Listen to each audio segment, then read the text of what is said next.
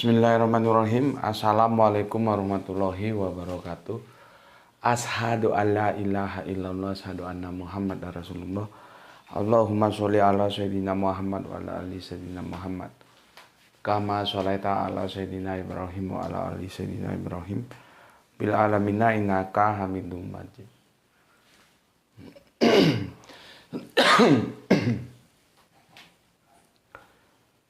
Sebelumnya kita panjatkan dahulu doa kepada Gusti Allah Agung untuk saudara-saudara kita yang telah memberikan sholawatnya kepada channel dakwah ini, sehingga channel ini dapat eksis dengan setia hadir dalam ruang-ruang diskusi kalian semuanya dimanapun kalian berada. Tentu dengan sebuah harapan, insya Allah sholawat itu akan menjadi catatan langit amal soleh bagi mereka dan keluarganya kelak, dan insya Allah akan terbalaskan dengan balasan yang lebih baik lagi. Kemudian untuk seluruh viewer terkasihku di mancanegara, di dalam negeri, aku ucapkan terima kasih ya atas apresiasinya. Semoga selalu always dan tidak pernah never tetaplah bertumbuh menjadi pribadi yang tangguh ya, anti skip dan anti download. Bagi yang berkenan silakan saja di share linknya ya. Jadi jangan diunduh, dipotong nggak karuan lalu diunggah ulang. Aku ndak kasih yang seperti itu, izin ya. Berikutnya kalian semuanya ya, tidak bisa aku sebutkan satu persatu namanya. Aku ucapkan terima kasih atas doa-doa baiknya untukku dan keluarga, dan semoga kebaikan doa itu juga tercurahkan pada kalian semuanya. Sebagai sesama saudara muslim, kita saling mendoakan di dalam kebaikan, dan insya Allah doa kita itu bagian dari sekian banyak doa yang diijabahi oleh Gusti Allah Agung. Amin, amin ya robbal alamin. Bismillahirrahmanirrahim.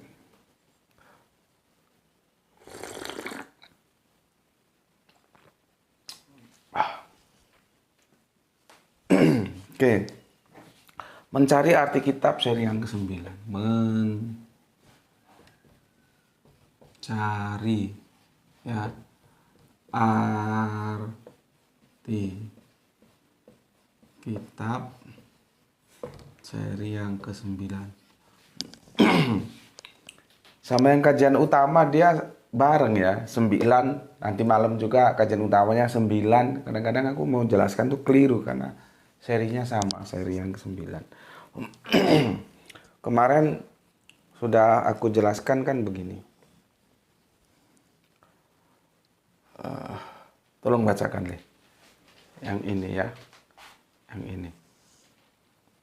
Kitab apa itu? Kitab dalam kurung Al-Quran. Terus? Ini tidak ada keraguan. Ini tidak ada keraguan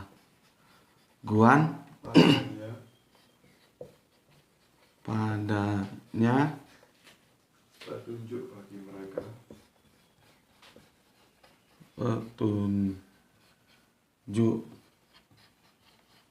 bagi mereka Yang bertakwa. yang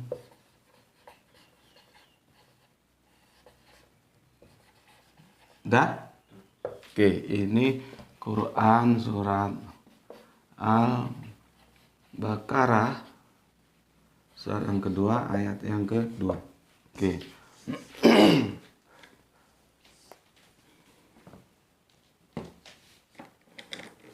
Aku sudah jelaskan kemarin, masalah beratnya itu di sini. Ketika zalika yang artinya itu diterjemahkan ini. Ya, aku ingatkan, apapun alasannya ya, demi sebuah kebenaran akademis, apapun ya. Jadi ini nggak kenal kompromi. Aku ingin kalian tunduk terhadap teks. Apapun alasannya, siapapun yang ngomong, siapapun yang berpendapat, kalau dia mengatakan bahwa zalika itu ini, itu harus ditolak. Jadi nggak ada kompromi. Masalahnya itu di sini. Sudah nggak lihat siapapun yang ngomong, apapun alasannya, enggak. Karena kalau kita sudah tidak taat terhadap teks, jangan harapkan kita akan mendapatkan kebenaran yang disampaikan oleh kitab itu sendiri. Baik itu Al-Quran yang sedang kita kaji, dan aku ingatkan, belajar dan mengajarkan Al-Quran itu adalah sebuah kebaikan ya. Ataupun Bible, Torah dan Injil. Semua kitab kalau kita tidak tunduk terhadap teks, melakukan eisegese, itu sebuah sudut elevasi yang mulai dikit demi dikit menyimpang. Awalnya sih begini, sudut elevasi itu mungkin di sininya hanya berapa derajat gitu dia menyimpang, ya. Berapa derajat dia menyimpang, cuman segini. Tapi kalau ditarik terus ini lama-lama segini menyimpangnya, dan terus semakin sana semakin. Itulah yang aku bilang, ayo kita tunduk terhadap teks. Ya. Tunduk terhadap teks. Nanti kalau mau dilihat konteksnya, baru ada di sana pemahaman bagaimana alur ceritanya. Namun demikian, kalau teksnya saja sudah dirubah, konteksnya itu mesti meleset. Karena teks itu berpijak terhadap konteks. Ya, dan aku sudah bilang teks dan konteks itu sebagaikan isi dan kemasan, isi dan bungkus. Itu nggak bisa terpisahkan.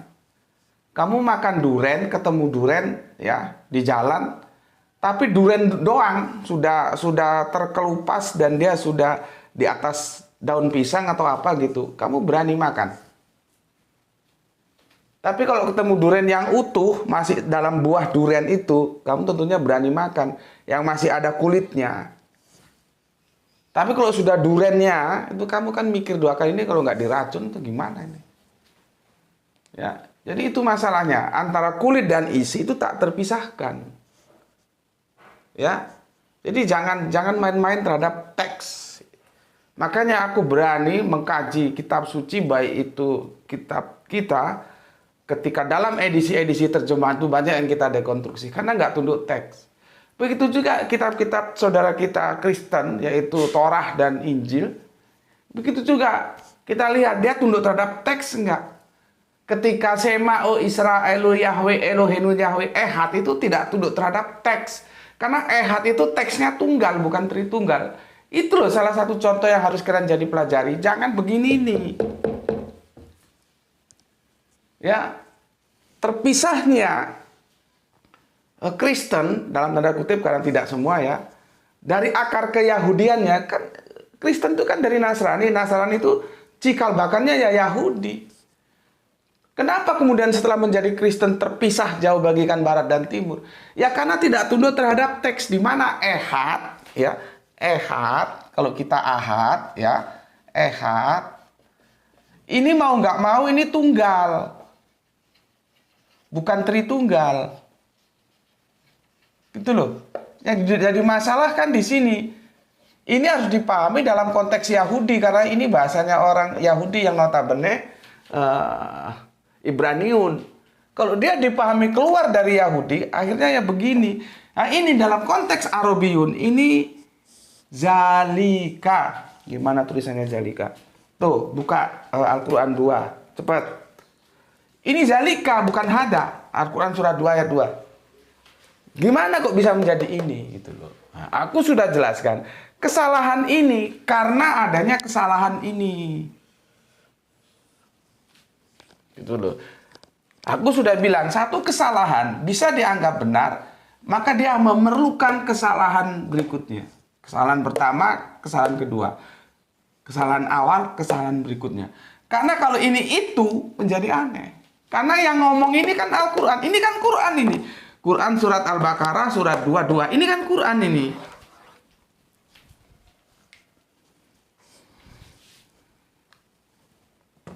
Paham? Ya. Bukan hada, ini zalika. Ini ya dari zalika. Bagaimana diperkosa menjadi ini? Kan kacau.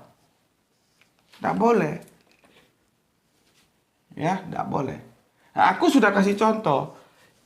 Ya, ini Al-Qur'an. Makanya kita kasih nama Quran surat Al-Baqarah 22. Ya.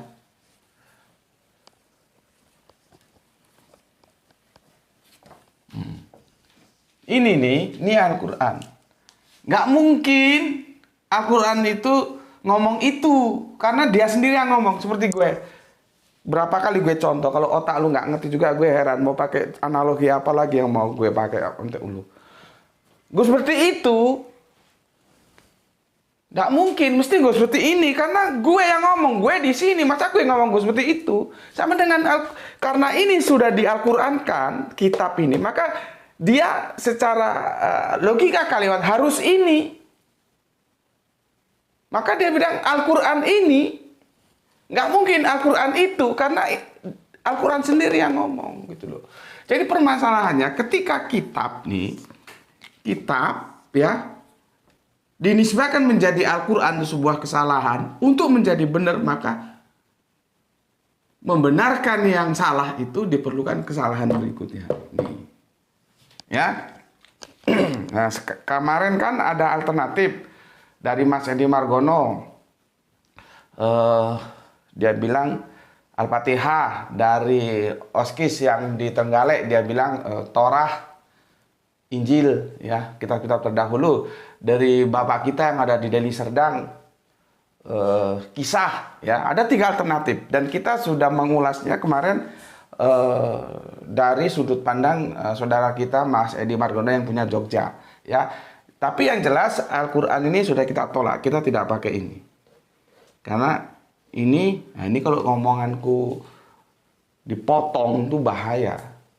Sama bajingan-bajingan suka motong-motong video itu. Ya. Yang ditolak itu maksudnya terjemahannya ini, bukan Al-Quran ini ditolak gitu, bukan ya. Makanya kalau nonton video itu yang utuh gitu ya. Ini kita tolak. Ya. Kita sudah tidak lagi pakai ini. Sekarang kita mulai uji apakah yang disampaikan oleh Kang Mas Edi Margono bahwa ini adalah Al-Fatihah itu bisa dipertanggungjawabkan tidak. Itu intinya. Ya, sekarang kita uji. Nanti kalau bisa ya kita pakai, kalau enggak ya kita tinggalkan. Kita baru menguji nanti kitab-kitab yang terdahulu. Baru nanti kita uji, nanti kalau dia lolos ya kita terima. Kalau dia nggak lolos kita tolak. Kalau nanti kita uji pakai, oh ini kisah. Nah, mana nanti yang lolos? Bismillahirrahmanirrahim.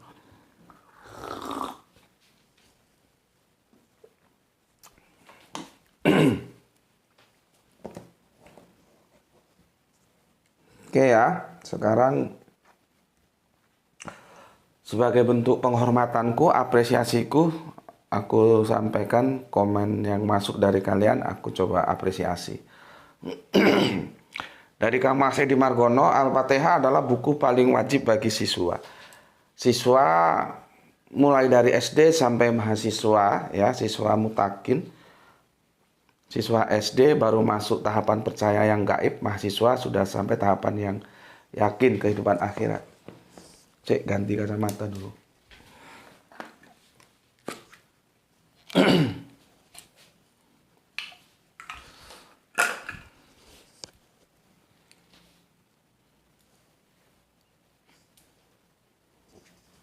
Oke, kemudian matur nuwun untuk Kang Mas Edi Margono yang di Jogja ya. Salam Isra untukmu. Kita lanjutkan ke soleha kita Gispati ya. Alhamdulillah hadir ngaji Tuan Guru, semoga ilmunya berkah buat kita semua. Salam Isra dari Palu. Oke, salam Isra juga untuk saudaraku semuanya yang ada di Palu. Kemudian soleha kita dari Surabaya, Aika. Assalamualaikum, waalaikumsalam. Selamat pagi Gus G, selamat pagi juga. Semoga kesehatan dilimpahkan selalu pada JM. Oke, matur nuwun untuk soleha kita yang ada di Surabaya ya. Surabaya itu ya rujak cingur ya kulinernya. Oke, terima kasih. Salam semuanya ya. Salam Isra untuk semuanya yang ada di Surabaya. Kemudian untuk jagoan kita yang ada di Depok, tetangganya Jakarta. Alaib, entah itu alif, entah itu alaib ya. Kalau Al-Quran ada sebagai petunjuk, kabar gembira, peringatan untuk manusia yang sudah ada pada diri manusia. Hati-hati loh ya. kemarin kita di grup WA kan berdiskusi tentang Nabi itu mubasyiron itu diterjemahkan menyampaikan kabar gembira. Ya. Hati-hati kalau baca terjemahan kabar gembira, karena dia mengalami polisemi. Nanti ada bahasa sindiran. Kalau dari sastra itu disebut bahasa sindiran. Itu orang-orang kafir juga disuruh dikasih kabar gembira itu. Jadi kabar gembira itu juga harus dipahami sebagaimana, itu lihat konteksnya. Kita kan kemarin diskusikan tuh, ini yang tahu hanya mereka yang masuk di grup WA ya. Kalau yang nggak di grup WA nggak tahu, kan aku bikinkan grup itu untuk semua peor-peor terkasih dari channel YouTube ini. Tapi yang nggak harus masuk, kalian kalau mau masuk monggo, nggak masuk juga nggak apa-apa. Yang aku bacakan ini diskusi di grup WA. Hati-hati. Makanya kalau aku kan guyon kemarin, berarti karena para nabi itu penyampai kabar gembira. Terus para nabi itu pelawak gitu. Ya, supaya orang gembira dikasih lawakan gitu. Oh bukan Gus, kabar gembira maksudnya itu gimana? Nah, dijelaskan. Gimana maksudnya kabar gembira itu? Nah, untuk menjelaskan itu sebetulnya tidak perlu. Yang perlu itu dikritisi teksnya. Betul kamu basiron itu artinya kabar gembira saja? Masalahnya di sana. Karena orang kafir pun sama Allah dikasih bahasa sindiran, itu kasih tuh kabar gembira mereka. Kabar gembira kita sama kabar gembiranya orang kafir beda. Ya. Sekali-kali kalian harus bangga to be Muslim karena kalian mempunyai Al-Quran dan punya terjemahannya. Jadi kita bangga karena kita punya original teksnya, kita punya terjemahannya. Dan terjemahan kitab suci itu bukan kitab suci. Bayangkan saudara kita Kristen, mereka kan sampai terpisah konsep teosnya saja itu karena mereka berpegang kepada yang namanya terjemahan kitab suci, bukan kitab suci. Bukan kitab suci. Kalau kembali ke original teksnya, konsep teosnya ya, mana tadi sudah aku hapus, ya hati. Tapi ketika dia masuk terjemahan, masuk penafsiran, kacau sudah. Seperti kita sudah bahas, bagaimana babi bisa, nah itu lagi. Kalau nggak tunduk teks, kalau nggak tidak tunduk teks, teksnya itu babi hajir, nggak perlu ditambah-tambah, ditambahi lagi hutan kan, jadi kacau. Sama ini, Allah itu bilang jalika, bukan bilang hada. Harus tunduk. Apa kamu mau menundukkan Allah? Aku mau tanya lah. Marah itu para mufasirin, para penafsir. Apakah Anda mau menundukkan Allah? Gue mau tanya sama lu semua. Lu mau al-mulim mana terserah lah, gue kagak ngurus. Gue itu pakai otak aja lah, meskipun nggak pernah mondok, nggak pernah apa dan besar di jalanan. Kita bertarung lewat otak aja lah. Dan kalau lu alumni mana, tolong jelaskan sama gue, lu mau mengalahkan Allah? Allah itu jalika bilang, bukan hada, gitu loh. Ya. Jadi kerusakan-kerusakan agama itu bisa dilakukan lewat penyimpangan-penyimpangan teks. Awalnya enggak kerasa kita. Tapi berujung seperti sudut elevasi itu, pertamanya 1 derajat, kesananya bisa berderajat-derajat. Ya. Oke, sorry yang nggak masuk grup memang nggak tahu. Kita sudah diskusikan tentang kabar gembira. Nanti kapan-kapan kita akan angkat di YouTube-nya ya. Kalau Al-Quran adalah sebagai petunjuk kabar gembira, ya. Emangnya Al-Quran buku lawakan. Peringatan untuk manusia yang sudah ada pada diri manusia yang berquran, maka memangnya terjemahannya lebih dapat diterima jika jalika ya diartikan ini memang sudah ada Al-Quran. Ini bisa tepat kalau yang ngomong ini bukan Al-Quran. Masalahnya yang ngomong ini kan Al-Quran. Masa Al-Quran mau ngomong ini, ya harus ngomong ini karena Al-Quran. Tapi apakah ini benar Al-Quran? Masalahnya di sana loh. Kamu sudah menerima ini tanpa mengkoreksi benar nggak itu Al-Quran. Ya, karena kamu menerima ini seperti tadi aku bilang, kamu terpaksa menerima ini. Gimana jelaskannya? Jadi kamu anggap ini bisa kamu toleransi, bisa kamu benar menerimanya penyimpangan terjemahan dari Jalika yang harusnya itu menjadi ini. Karena kamu menerima ini. Masalahnya ini benar atau kagak? Itu loh yang gue tanya. Ini nggak bisa. Orang Jalika itu kok seperti gue bilang, lu apanya Gusti Allah? Lu mau mengatur Gusti Allah apa mau diatur? Gitu aja. Ya. Kalau Al-Quran adalah petunjuk, kabar gembira, peringatan untuk manusia yang sudah ada pada diri manusia, maka memangnya terjemahannya Depak ini lebih dapat diterima jika Jalika diartikan sebagai ini, ya, karena memang sudah ada Al-Quran ini, ya, karena kamu nggak paham konteks yang aku sudah berapa kali jelaskan, jadi otaknya itu belum terbuka. Ini yang ngomong Al-Quran, nggak mungkin dia ngomong Al-Quran itu orang dia sendiri kok. Kan gue udah ngomong, gue Gus Beti, nggak mungkin gue ngomong Gus Beti itu, mesti Gus Beti ini. Gitu loh. Jadi ini menjelaskan Al-Quran tentang Al-Quran gitu loh. Ya. Namun saya juga setuju kalau lapas Jalika memang berarti itu. Lalu saya berpikir apakah dapat berarti Al-Quran itu hanya diperuntukkan khusus bagi manusia yang mengoptimalkan potensial akan penglihatan pendengarannya dan juga mengaplikasikan apa yang sudah dipahami tersebut pada kehidupannya. Enggak setuju aku narasi ini, ya. Lalu saya berpikir apakah dapat berarti Al-Quran itu hanya diperuntukkan khusus bagi manusia. Enggak begitu. Manusia itu diperintahkan untuk menggunakan Al-Quran ini menjadi panduan hidupnya, begitu. Nggak ada kusas khusus. Semua manusia itu, kan aku sudah bilang, makanya kalau dikasih tahu itu jangan dablek. Lihat itu Al-Quran, Al-Akhwan, Al-Insan, 3 tak terpisahkan. Itu videonya sudah 2 tahun yang lalu mungkin. Itu dipelajari dulu. Kalau lu pelajari, lu komennya kagak begini. Tidak ada khusus-khususan. Al-Quran itu menjadi universal. Allah kasih untuk kita manusia di muka bumi ini pelanjut. Jadi Al-Quran itu bukan barang baru. Dia pelanjut dari kitab-kitab terdahulu. Mulai Suhuf Ibrahim, terus Torah, Injil, baru nanti ada Zabur, ada Al-Quran.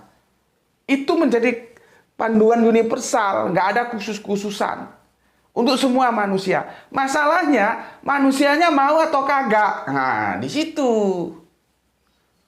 Karena kalau pakai diksi khusus, oh berarti kan itu kan khusus. Ya, gue kagak. Kan jadinya begitu. Jadi Al-Quran itu universal untuk semua manusia. Yang jadi masalah, manusianya mau kagak berquran. Makanya ada yang menerjemahkan, Iqra, berquranlah kamu. Artinya, hiduplah kamu dengan Quran. Tapi ada juga yang mengatakan, Iqra, bacalah.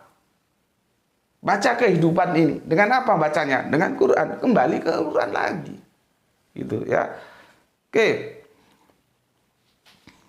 Karena banyak kenyataan yang ditemui di lingkungan masyarakat jika kita berpikir out of the box terus dituduh orang gila. Jangankan kita, Nabi aja dituduh orang gila kok. Karena otak mereka tidak nyampe. Aku kan sudah bilang bagaimana dulu Van Gogh itu dianggap gila. Dia ngelukis, ditanya, ini apa ini? Ini burung, kok begini? Iya.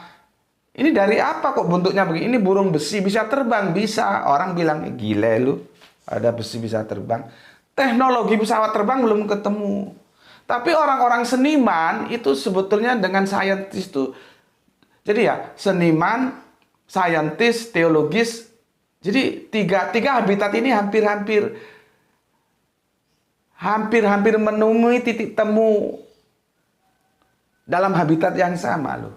Ya kalau aku perhatikan itu. Meskipun kita harus berdebat dulu, apakah orang itu semakin saintis, semakin teis atau semakin ateis? Karena 2 kemungkinan bisa terjadi itu, ya. Nah, seniman-seniman ini seperti Van Gogh itu gitu. Gila lu gitu. Bagaimana Kanjeng Nabi dulu ketika jelebo goblok ini belum tahu teknologi pertambangan, lepas pantai ngomong di dalam laut ada api gitu. Coba kamu lihat tuh di Al-Quran tuh kan dijelaskan begitu. Di dalam laut ada api.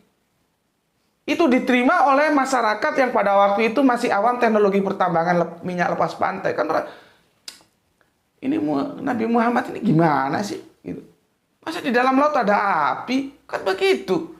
Jadi ketika kita disebut gila, ya itu sudahlah, tenang-tenang saja. Nanti yang menyebut gila itu sendiri biarkan dia menjalani proses kehidupannya sehingga dia tahu bahwa sebetulnya yang gila menurut dia itu adalah sebuah keistimewaan karena dia mampu membaca masa depan. Sedangkan yang ngomong gila itu dia terkungkung oleh masa yang sedang berlangsung kini. Jadi kalau aku kan banyak kemarin bilang jangan ikut kajian Gus Beti. Kajian Gus Beti sesat. Apalagi itu. Kalau gila belum, ya sudah sesat. Ingatku aku dibilang gila belum pernah. Tapi kalau sesat itu sudah berkali-kali, itu biasa saja gitu loh. Ngapain juga? Karena kita ya bilang seperti yang aku ajarkan ke kamu, kebodohan mereka itu tidak digunakan untuk mengeksploitasi bagaimana kebenaran itu harus dicapai. Tapi kebodohan itu justru untuk mengeksploitasi, menyalahkan orang lain. Padahal dia yang goblok. Ya sudah dimaklumi saja orang goblok kok. Makanya kan, tidak semua komen-komen kalian itu aku setuju dan aku suka dan aku terima. Tidak. Tapi kan aku tidak pernah delete. Biarin saja itu menjadi jalan cerita. Nanti publik tahu, oh ini yang goblok, ini yang cerdas. Gitu. Biarin saja. Ya, oke, jadi gitu mas. Ya, jadi dibilang orang gila itu sudah biasa ya. Karena mereka belum mampu melakukan pemikiran sejauh lompatan passing over yang kita lakukan gitu ya. Oke. Jalika yang berarti itu serasa adanya di luar dan jauh dari manusia. Apanya yang itu apanya? Yang jauh dari manusia itu apanya? Itu dulu harus dipahami. Makanya kan masalahnya di sini. Kitab itu mau diterjemahkan apa? Ya. Matur nuhun, terima kasih atur nuhun, sehat, bahagia selalu, salam Isra untuk semua viewer channel ini. Alhamdulillah. Oke, terima kasih untuk Kang Mas Live ya dari Depok tetangganya Jakarta. Aku sudah kasih tanggapan seperti itu. Dan bagus ya apanya namanya itu, komentarnya bagus ya, jadi kita bisa diskusikan secara gayeng. Nanti kamu setuju nggak setuju itu bukan masalah. Kalau kamu setuju dengan apa yang aku jelaskan, ambil, nggak setuju sudah dibuang aja gitu, nggak ada masalah. Tapi apapun aku katakan komentar-komentar, sebetulnya diskusi-diskusi seperti ini yang aku suka, entah itu dari kafir Kristen, entah itu dari Islam gitu loh. Jadi enak diskusinya. Tapi kalau yang nggak berkualitas ya bagaimana mau nanggap? Oke, kita lanjutkan. Kang Irfan Al-Akbar. Jalika harusnya tetap diterjemahkan sebagai itu. Tak ada masalah jika kata jalika memiliki arti itu. Nah, ini lain lagi pendapatnya dari yang tadi. Ini yang benar. Dia tunduk terhadap teks, bukan menundukkan teks. Jalika harusnya tetap diterjemahkan itu. Tidak ada masalah jika jalika memiliki arti itu. Itulah kitab yang tidak ada keraguan di dalamnya. Nah, masalahnya kitabnya itu apa? Kan gitu. So, no problem kok. Nggak usah diubah-ubah maknanya. Mantap, masih menyertai dari Kerinci Jambi. Ya. Ingat ya, kata Yesus ya. Ingat kata Yesus. Ini untuk semuanya, untuk yang kafir Kristen. Ini kitab lu yang ngomong. Ya kitab kami juga, karena kami mengimani. Dan untuk teman-teman Islam, ya. Yesus itu bilang begini loh. Kalau engkau tidak setia terhadap perkara-perkara kecil, jangan harap engkau akan setia terhadap perkara-perkara besar. Mungkin ada yang ngomong, alah orang sekedar jalika jalo, itu kan masalah kecil. Ya. Dari masalah kecil inilah nanti akan timbul masalah besar gitu loh. Dan Yesus sudah mengatakan, kalau kau nggak setia terhadap perkara-perkara kecil, bagaimana engkau akan setia terhadap perkara-perkara besar? Kalau you diamanai 1 juta aja tidak amanah, bagaimana yuk kalau mau diamanai 100 miliar? Gitu, ya. Oke. Kemudian Kipu Mania Randu Blatung nyimak selalu Gus, salam dari Kipu Mania Randu Blatung Blora, Jawa Tengah. Sudah setengah jam. Kang Mas Edi Margono, waduh terima kasih Mas ya penjelasan Al-Fatihahnya dan sangat panjang surat Al-Fatihah, pembuka Al-Fat itu pembuka ya. Makanya kan gue bilang surat yang pertama kali turun itu Al-Fatihah, bukan Iqra Bismillahirrahmanirrahim, bukan. Lewat apa? Prosesnya lewat mimpi. Seperti cahaya yang memisahkan kegelapan. Hadisnya itu lewat Bunda Aisyah. Makanya ketika Kanjeng Nabi naik ke Gua Hira, itu sudah menerima Al-Fatihah. Makanya dia disebut Al-Fat pembuka. Ya namanya pembuka kan di depan. Tapi publik masih memahami dikira Iqra Al-Alaq itu surat yang pertama. Enggak. Ya. Apa yang disampaikan oleh Kang Mas Edi Margono ya, itu aku terima ya. Benar, jadi aku, dan itu panjang, kita harus berbagi waktu, ini sudah setengah jam, aku nggak bisa bacakan ya, tapi intinya aku terima. Tapi ketika itu dimasukkan ke sini, benar atau enggak? Nanti dulu. Ya. Oke. Kemudian Kang Ari Prasetyo, Assalamualaikum Batam nyimak Gus, no skip iklan and always salam Isra. Mantap, atau nuwun atas kesadarannya ya untuk menjadi anti skip dan anti download ya. Kemudian Kang Mas apa ini? Hermana Natawijaya Kumaha Pawartosna Kang. Assalamualaikum warahmatullahi wabarakatuh. Hadir kembali nyimak kajian salam Isra buat semuanya. Mantap. Kang Wahyu 72 yang punya Brebes. Assalamualaikum, Waalaikumsalam Brebes, hadir nyimak Gus, salam Isra. Salam Isra juga untukmu, untuk semua saudaraku yang ada di Brebes. Kemudian Sam Wahyu Junaidi, Assalamualaikum, ngipok Gus, nyimak kajian and salam Isra. Oke, ngipok itu ngopi ya. Oke, numus Sam Wahyu Junaid ya, yang ada di Singosari Malang. Jadi kalau kita dari Surabaya mau masuk kota Malang itu ada 2 kota yang harus dilalui. Pertama kota Lawang, kota Singosari, baru masuk kota pusatnya Malang. Ya, Lawang itu pintu. Jadi dulu zaman kerajaan dulu ketika mau masuk ke daerah Malang, pintunya ya Lawang itu. Ya. Oke, kemudian Kang Sahran Dipari menyimak setelah 50 menit tayang, mantap kembali tayang pagi ini. Oke, mantap. Atur nuhun Kang Sahran Dipari yang ada di Bandung Utara, ya. Bagian barat. Kemudian Kang Arif Musinin Tuban hadir terus. Oke, matur nuwun, salam Isra. Kang Mas Anto Wijaya yang punya Cirebon, salam Isra. Kang Hermas Edison 3 jempolnya, terima kasih ya, salam Isra juga untukmu. Kang Pudi 99 hadir Gus, mantap. Bapak kita Abdul Muluk, assalamualaikum, waalaikumsalam Gus. Dili sedang izin nyimak Gus, oke, terima kasih. Kang Cipto Purbaling, grogot nyimak sambil corona, kopi rokok ana, salam Isra. Oke. Atau thank you, terima kasih ya. Salam untuk semua saudaraku yang ada di Grogot. Kemudian jagoan kita Rio Aka, Jaksel hadir Gus. Gus, awalnya saya memang niat ngaji Gus, pingin pinter, tapi di sini saya ada benih-benih cinta sama murid Gus. Gimana cara saya membuang perasaan cinta saya yang berurusan dengan hati Gus? Jadi sekarang niat saya ada dua-duanya Gus. Apa nggak boleh begitu Gus? Saya lelaki normal, saya nggak malu mengakui Gus. Terima kasih. Bagaimana? Saran aku lanjutkan ya, lanjutkan saja kalau begitu. Yang peringatanku kemarin itu jangan sampai seperti sahabat yang diperingatkan Kanjeng Nabi ya. Karena seseorang itu akan dihitung berdasarkan niatnya. Kalau niatnya cari pacar, ya dapatnya pacar itu ya. Tapi niatkan itu, semua awal kita itu diniatkan ibadah dulu, nanti yang duniawi itu ikut. Maka sudah bagus kalau kamu di sini awalnya itu niatnya belajar, alhamdulillah itu bagus. Kalau nanti setelah di perjalanan terus ada niat sambil belajar cari pacar, ya itu nggak ada masalah ya.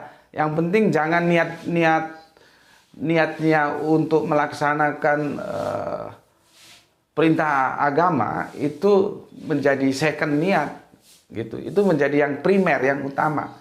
Kan Robana atina fid dunya hasanah wa fil akhirati hasanah. Semuanya harus kita dapatkan.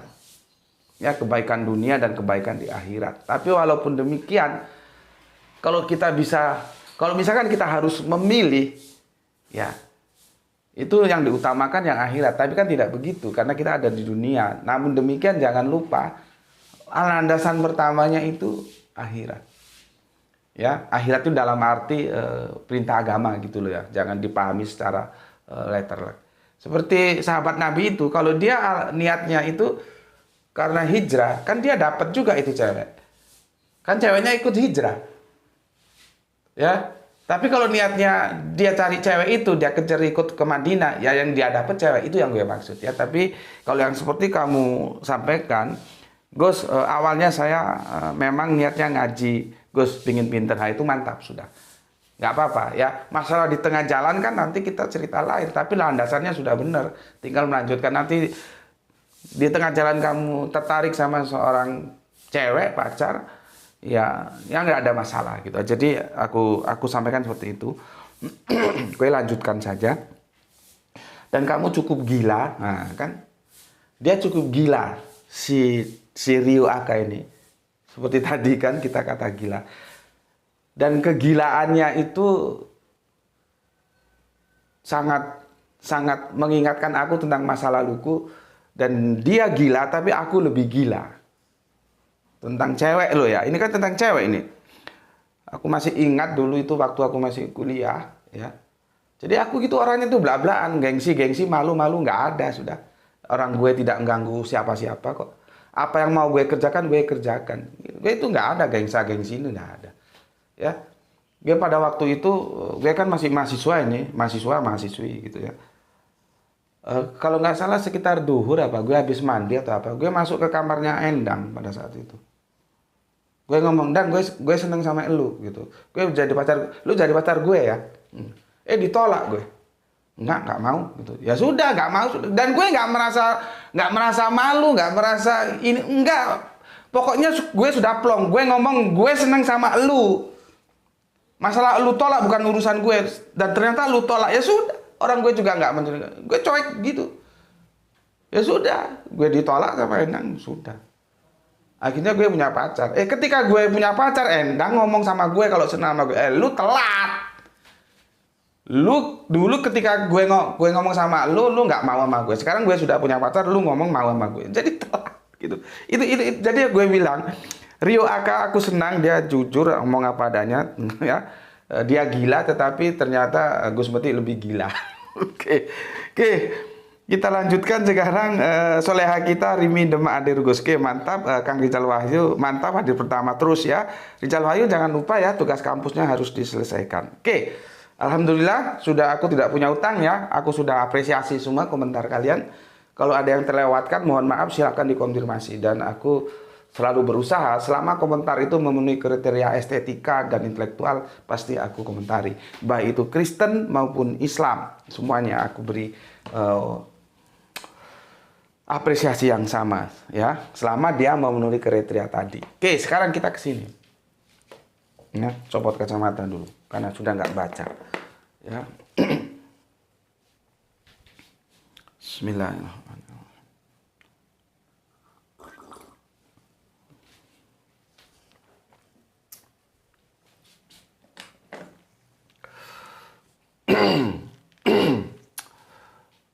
Sejauh ingatan gue ya, gue kalau baca nanti waktunya nggak cukup. Ini sudah 39 menit. Kang Mas Edi Margono ya. Ini Kang Mas ya, kita taruh di sini ya, uraiannya taruh di sini. Kang Mas Edi Margono yang punya Jogja ini, kan dia bilang bahwa dia membagi begini. Al-Fatihah dan dimulai Al-Baqarah ya, ini sampai nanti ke yang terakhir apa itu? Anas ya.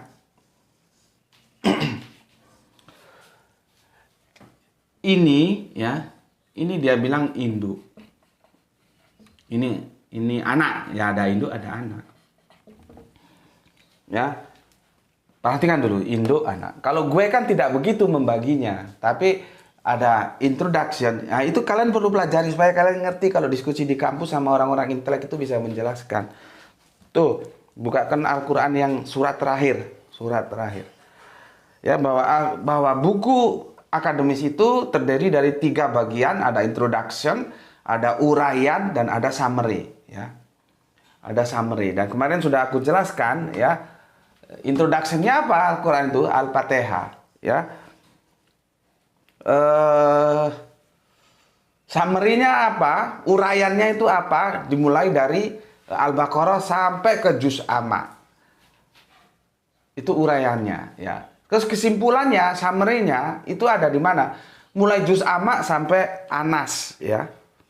Sampai Anas yang adik-adik kita, anak-anak kita itu ngaji, ya. Anas. Ya. Kalau Anas, ya. Kalau kami di Jawa bilangnya turutan. Jadi dia terpisah tipis, itu khusus untuk ngaji anak-anak. Jadi dicetak terpisah tipis yang tujuannya untuk edukasi supaya nggak harus membawa Al-Quran yang tebel, kan masih ya seperti Ranti kelas. Tapi alhamdulillah Ranti sudah Al-Quran sekarang. 3 SD dulu waktu masih kelas 1, kelas 2, dia Al-Quran masih baru aja, ya. Kelas 3 itu masih turutan, nanti ada Iqra, ada apa gitu kan. Nah itu Juz Amma, ya. Namanya kami turutan. Aku membaginya seperti itu, ya. Ada introduction, ada summary, ada introduction, ada uraian, ya, konten, isi. Nanti ada summary, kesimpulan dari semuanya itu. Summary itu mesti panjang-panjang, namanya uraian. Makanya Al-Baqarah ke sini kan panjang-panjang. Kalau namanya introduction ya mesti ya pendek, ya. Al-Fatihah itu kan pendek, cuma berapa ayat, ya. Berikutnya nanti kesimpulan itu mesti pendek, ringkes-ringkes gitu. Ya, oke.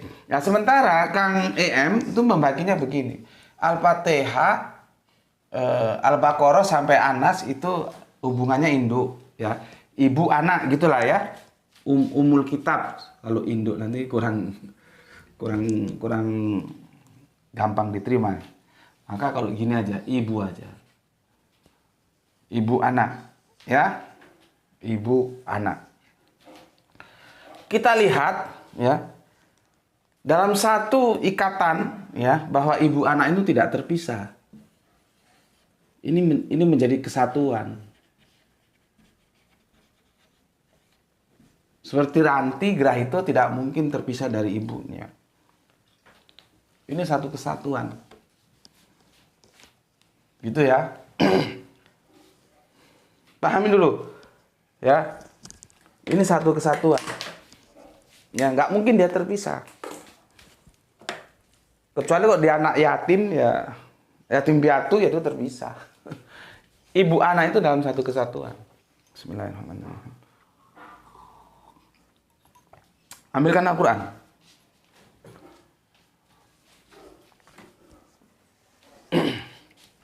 Nih. Ini Al-Quran Mas Edi, ya. Aku awali dulu gini supaya nanti jenengan nggak salah paham. Uraian jenengan tentang Al-Fatihah yang panjang-panjang itu aku terima. Ya, tidak ada masalah. Yang aku permasalahkan sekarang, benarkah kitab ini merujuk pada Al-Fatihah? Paham, ya? Ini teman-teman juga coba pahami. Kalau nggak paham di sini nanti jadi kacau kalian. Aku ulangi, ya. Uraiannya Kang Mas Edi Margono tentang Al-Fatihah yang ini, yang itu aku terima. Oke, tidak ada masalah. Tapi masalahnya ketika Kang Mas Edi Margono, ya, mengatakan bahwa kitab itu maksudnya Al-Fatihah, itu benar atau salah? Nah, itu yang kita diskusikan. Ya, makanya aku kasih tahu, kalau disebut bagian dari ibu dan anak itu begini, kesatuan. Ya, kesatuan ini kan. Ya kan? Jadi ibu dan anak itu kagak terpisah lah, ya. Aku bilang tadi, ya. Dia menjadi satu kesatuan. Dan memang Al-Fatihah itu menjadi satu kesatuan. Nggak bisa dipisahkan antara kitab ibu, kitab anak terpisah, enggak. Dia menjadi satu kesatuannya, ya disebut Al-Quran. Artinya surat-surat anak dan surat ibu itu jadi satu di sini disebut Al-Quran. Al-Fatihah itu nggak bisa Al-Quran itu nggak bisa disebut Al-Quran kalau nggak ada Al-Fatihahnya. Ya, paham ya? Karena kan Al-Quran itu sudah diikat ya. 6.236 ayat, 114 surat. Kurang dari ini, lebih dari ini, itu bukan Al-Quran. Meskipun ini nanti itu ada yang berbeda, itu cara menghitungnya saja. Tapi objeknya ya tetap sama, yaitu. Ini nanti terkait bismillah itu dihitung ayat atau enggak kan di sana. Tapi kalau 6.666 ayat itu jelas aku tolak. Karena selisihnya hampir 500. Kemana mau dicari itu ayat 500? Orang faktanya dia cuma 6.236. Ya, tapi kan orang-orang dulu gitu. Karena kebodohan itu diturunkan. Ustadznya, kiainya ngomong Al-Quran 6.666 ayat. Karena dulu dia dididik gitu sama gurunya. Maka ketika dia mendidik kepada muridnya juga begitu. Muridnya juga geblek, nggak pernah melakukan uji materi. Ya diuji, dihitung kalkulator ada kok. Apakah ada ini semua 6.666 ayat? Kan nggak ada. Mau kemana yang 500-an ayat itu dicari? Ada yang iseng? Missing? Kan jadi kacau. Makanya aku bilang untuk teman-teman kafir Kristen, gue itu memberikan kritik yang sama terhadap Al-Quran terjemahannya dan terhadap Bible terjemahannya yang kalian pegang sebagai perjanjian lama dan perjanjian baru, ini perjanjian terakhir. Tetapi ingat, yang aku kritik itu kerangka berpikir dan terjemahannya, bukan Al-Qur'annya, bukan Biblenya. Nah, jadi jangan ngomong Gus Putih itu standar ganda. Standar ganda matamu gue, goblok gue. Lihat kajian Gus Putih, ada 1.700 episode sudah, alhamdulillah ya.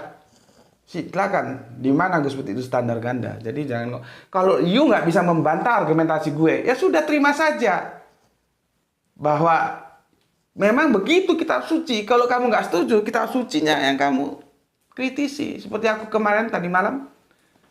Kalau hari ini kan menjadi kemarin. Tadi malam aku menjelaskan bagaimana ya Yesus itu dikatakan dengan sebuah berita yang simpang siur. Terakhir kali berinteraksi dengan para murid, ada yang bilang di Galilea, ada bilang di Betani, ada yang bilang di kemana, danau Tiberias. Yang bener mana? Lah gue itu ngomong berdasarkan kitab. Kalau you nggak terima sama gue, ya you tanya sama kitab you sendiri gitu loh. Jangan ngomong terus yang standar ganda. Gue nggak standar ganda ya. Oke, kembali ke sini. Ya. Bagaimanapun Al-Fatihah itu ya Al-Quran. Bagian dari Al-Quran, dia tidak bisa dipisahkan. Ya. Oke, sudah ya. Jadi gini, yang perlu lu pahami semuanya bahwa Al-Fatihah dan Al-Baqarah berikutnya itu Al-Quran utuh. Ya. Walaupun bisa mau dibagi menjadi ibu anak, ya monggo, nggak ada masalah. Tapi dia kesatuan utuh. Nggak mungkin ada Al-Quran tanpa Al-Fatihah, nggak mungkin. Dia nggak memenuhi 114 surat dan 6.236 ayat. Ya. Jadi teman-teman tahu kan, tertulis begini. Makanya Allah itu menantang, buatlah satu surat saja, nanti dikontrol pakai ini. Gitu loh, ya. Oke, gue kembali ke sini. Yang perlu lu pahami semuanya, Al-Quran ya itu terdiri dari ibu anak. Oke lah, oke ya. Tapi kita harus tahu ibu anak itu satu kesatuan yang tidak terpisahkan. Artinya ibu itu bagian dari Al-Quran, anak itu bagian Al-Quran. Dikatakan Al-Quran apabila ada ibu dan anak. Clear ya? Oke. Gue kan sudah ngomong, ini itu Al-Quran. Ini Al-Quran yang ngomong. Makanya disebut Quran surat Al-Baqarah ayat surat 2 ayat 2. Jadi, nih ya. Ini yang kita baca, ini Al-Quran. Ini Al-Quran. Ini Al-Quran nih loh. Gue kayak gini. Ini Al-Quran ini. Namanya apa? Quran surat Al-Baqarah 22 ya. Terus kalau ini ya, lu ganti Al-Fatihah juga aneh, prosesnya sama dengan ini.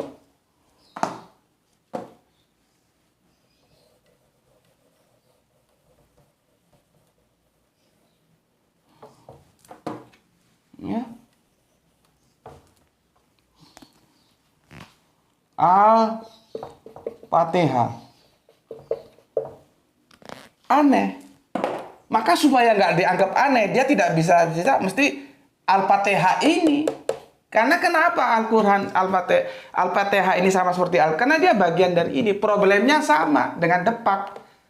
Cuman depak Al-Quran, ini Al-Fatihah. Nggak mungkin, ya. Ini itu Al-Fatihah. Karena apa? Dia berbicara tentang dirinya sendiri. Sementara aslinya itu. Ini kan salah. Harusnya kan itu, bukan ini. Karena kalau ini hada. Gitu loh. Ya. Ini perlu ekstra pengamatan yang tinggi loh ya. Nih. Nggak bisa. Al-Fatihah itu, yang ngomong dia sendiri kok. Cuman masalahnya, untuk menunjukkan kesalahannya itu sebagai sebuah kebenaran, itu jadi ini. Seperti Gus Beti itu kan aneh, orang dia sendiri yang ngomong Gus Beti ini. Nah, ini. Jadi kalau Mas Edi Margono ya memaksakan bahwa kitab itu Al-Fatihah, maka jenengan akan mengikuti langkah depak untuk melakukan kesalahan berikutnya. Jalika menjadi ini. Karena logika kalimatnya nggak masuk. Kalau Al-Fatihah itu orang yang ngomong itu sendiri Al-Fatihah kok. Karena Al-Fatihah bagian dari Al-Quran. Paham ya? Oke. Maka ini tuh sana menjadi sebuah pertanyaan, bisakah kitab ini dirujuk menjadi Al-Fatihah ini? Ya silakan kalian simpulkan sendiri. Maka kalau aku jawab, enggak bisa. Tapi kalau Kang Mas Edi Margono tetap Al-Fatihah, ya monggo silahkan. Aku hormati saja. Namun secara akademis aku bilang, aku tolak. Alasannya seperti itu. Dia ngomong dengan dirinya sendiri, ya. Dengan itu enggak mungkin. Maka harus diperkosalah Jalika itu yang harusnya itu supaya logika kalimatnya masuk ini. Gitu. Ya, jadi nyuwun sewu Kang Mas Edi Margono, saya tidak sepakat ya, tapi kalau jenengan mau tetap bersikuku bahwa kitab itu adalah Al-Fatihah ini ya terserah saja. Kalau menurut aku nuansanya sama dengan depak. Sama dengan Al-Quran ini, jadi begitu ya. Ya aneh saja sih, karena gue nggak mau Jalika itu dirubah menjadi ini, dia harus itu. Nah, Al-Quran itu yang ngomong itu Al-Quran itu sendiri. Sama dengan dia bilang Al-Fatihah itulah. Al-Fatihah itu kan bagian dari Al-Quran, tidak terpisahkan. Jadi tidak mungkin ya. Oke. Untuk kalian terserah ya, mau ikut yang mana, mau ikut depak Al-Quran, monggo, silahkan, bebas-bebas saja. Mau ikut Kang Mas Edi Margono, monggo, ya bebas-bebas saja, Al-Fatihah, monggo. Tapi yang jelas aku ya tetap menolak keduanya, baik Al-Fatihah maupun Al-Quran. Oke, sehingga selesai ya, besok kita tinggal menguji bagaimana kalau dia kitab-kitab terdahulu. Bisa lolos nggak dari ujian yang kita lakukan ya. Kalau misalkan logika akademisnya bisa masuk ya kita terima, kalau nggak kita tolak, gitu aja ya. Oke, nanti baru setelah kitab-kitab yang terdahulu baru kisah ya. Kalau kisah gimana gitu. Jadi ada beberapa probability yang harus kita uji dulu kebenarannya. Oke, sampai di sini kajian kita ini, backlight sudah mulai masuk, makanya repot. Ya memang ini bukan studio sih. Ya, matahari masuk, kalau syuting siang aku nggak bisa. Dia backlight ya. Dari jendela, dari ventilasi. Oke, sampai di sini dulu ya. Pesan dari aku, jaga Allah, jaga Kanjeng Nabi, jaga Al-Quran, jaga iman, jaga Islammu dalam bingkai keindahan, simpan dalam hatimu setelah engkau mengoptimalkan rasionalitasmu. Ya, namun demikian tetap memberi hormat kepada saudara kita yang lain. Ya, semoga di hari apa ini tuh? Hari Khomsa ya, Kamis. Kita duhanya sangat cerah sekali. Semoga kita semua, aku dan Anda semua mendapatkan keberuntungan ya, yaitu rezeki yang barokah dan kesehatan yang prima. Ya, salam dari aku ya. Salam penyemangat belajar kita, yaitu salam Isra, Islam rasional. Bismillahirrahmanirrahim. Alhamdulillahirabbil alamin. Matur nuwun. Terima kasih.